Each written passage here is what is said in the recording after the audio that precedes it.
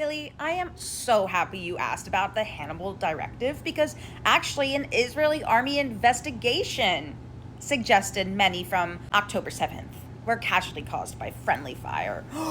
Gasp! According to the report, there were multiple incidences of our forces firing on our forces. The investigation comes as evidence continues to mount of some Israeli deaths on October 7th being caused both intentionally and unintentionally by their own forces. Earlier this month, a UN report found that at least 14 Israelis were likely intentionally killed. Read that again. Likely intentionally killed by the Israeli army on October 7th as part of protocol aimed at preventing capture. Let's read that one again. Earlier in June, a UN report found that at least 14 Israelis were likely intentionally killed by the Israeli army on 7 October as part of a protocol aimed at preventing capture. The report by the UN Independent International Commission of Inquiry, COI, documented repeated uses of the so-called Hannibal Directive on 7 October as Israel was combating Hamas fighters who entered southern Israel.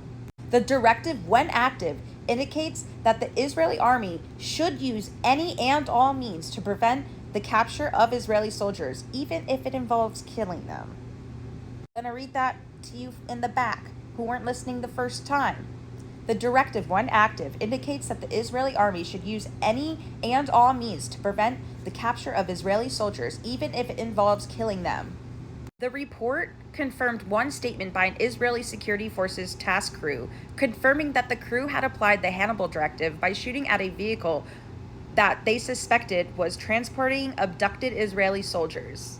It said it also verified information indicating that it has at least 2 other cases that the security forces had likely applied this Hannibal Directive, resulted in killing up to 14 Israeli civilians. One woman was killed by Israeli helicopter fire while being abducted to Gaza by militants. In another case, the commission found that Israeli tank fire killed some or all of the 13 civilian hostages held in a house.